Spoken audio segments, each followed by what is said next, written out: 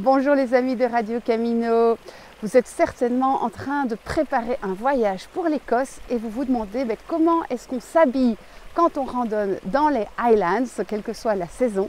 Eh bien, puisque j'en rentre, je vais vider mon sac à dos avec vous et vous faire un petit défilé de mode à l'écossaise. Dans votre garde-robe pour partir randonner en Écosse, eh bien moi je vous conseille d'avoir deux tenues, une pour le jour et une pour la nuit. Et on va tenir compte de trois critères principaux en Écosse, c'est-à-dire l'humidité, ça on pourra en reparler, le froid puisqu'il ne fait jamais chaud, même en été on peut avoir des températures autour de 10 degrés, et les midges qui sont ces petits moustiques que vous aurez de juin à septembre, mais en étant bien équipé, tout ça on peut le surmonter. Pour la tenue de jour, moi je vous recommande le t-shirt à longue manche, un seul t-shirt mais avec des petites aérations.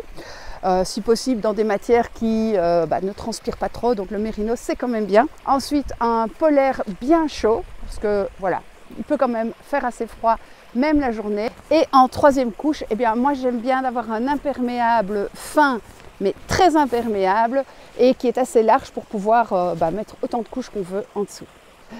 Pour le bas, moi j'avais trouvé ce merveilleux pantalon. Alors là c'est un pantalon que j'ai acheté dans un bon magasin de randonnée, vous n'aurez pas la marque. Allez vous-même et renseignez-vous.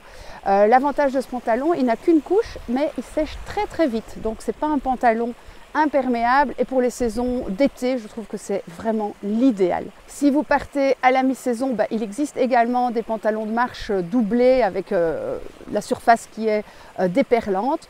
Ou alors vous pouvez mettre carrément le surpantalon. Moi je ne l'ai pas fait parce que je trouve que c'est extrêmement embêtant d'enlever et de remettre un pantalon de pluie. Je préfère avoir le pantalon qui est mouillé et puis qui sèche. Pour les beaux jours, parce qu'il fait parfois très beau en Écosse, un t-shirt à courte manche, ça fait quand même plaisir, surtout s'il y a un peu de vent, vous ne serez pas attaqué par les midges. Et pour la tête, un chapeau c'est utile, soit parce qu'il y a du soleil, soit parce qu'il y a de la pluie, soit pour servir à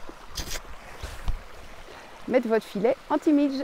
La tenue de nuit, ça va être un t-shirt à longue manche, si possible également en mérinos.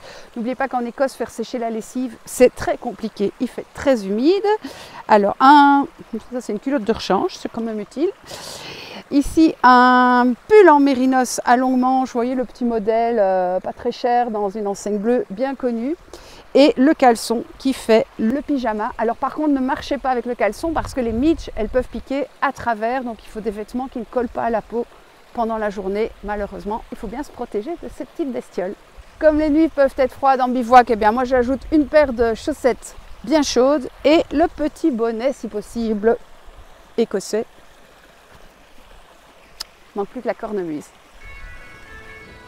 Et un dernier accessoire, moi je me baigne souvent toute nue parce qu'il n'y a pas grand monde en Écosse, hors des chemins les plus fréquentés. Mais enfin, n'oubliez pas votre maillot de bain, puisque l'Écosse est le paradis pour se baigner dans l'eau froide, dans les belles rivières. Ce serait trop bête d'avoir oublié son maillot. J'ai oublié peut-être le plus important, c'est les pieds. Alors pour l'Écosse, je vous conseille de prendre soit des chaussures qui sèchent très très vite, et également des chaussettes qui sèchent vite, parce que voilà ce qui va très souvent se passer vu qu'on marche énormément dans des marais, ou alors des chaussures étanches, mais ce sont des grosses chaussures très lourdes et très rigides dans lesquelles vous allez peut-être transpirer. Voyez un petit peu ce qui est le mieux pour vous. Moi je ne suis pas spécialiste en chaussures, j'ai d'ailleurs fait des erreurs à ce sujet-là. 3 erreurs que j'ai commises dans mon sac pour partir en Écosse. La première c'était de prendre des sandales de marche. C'est quand même pas du tout adapté puisqu'il ne fait jamais chaud, donc l'intérêt des sandales, c'est pas transpirer, donc il aurait beaucoup mieux valu éviter les sandales et les pieds mouillés. Le deuxième objet qui n'a servi à rien malheureusement, c'était la jolie petite robe d'été, jamais mise. Et le troisième, c'est la veste en plume. Alors surtout pas de veste en plume en Écosse puisque tout est mouillé tout le temps, même quand il pleut pas, il fait humide. Donc évitez les plumes. Si vous partez à une saison un peu plus fraîche en Écosse, vous n'allez certainement pas oublier le bonnet. Voilà, que vous pouvez de toute façon prendre en été, on ne sait jamais, pour la nuit. Des gants, peut-être un collant que vous allez mettre en dessous du pantalon de pluie. Et finalement, ce n'est pas très très différent de la tenue d'été. Donc vous retenez, il y a juste 2 tenues à prévoir. Une de jour avec 2 t-shirts, une de nuit et un maillot de bain.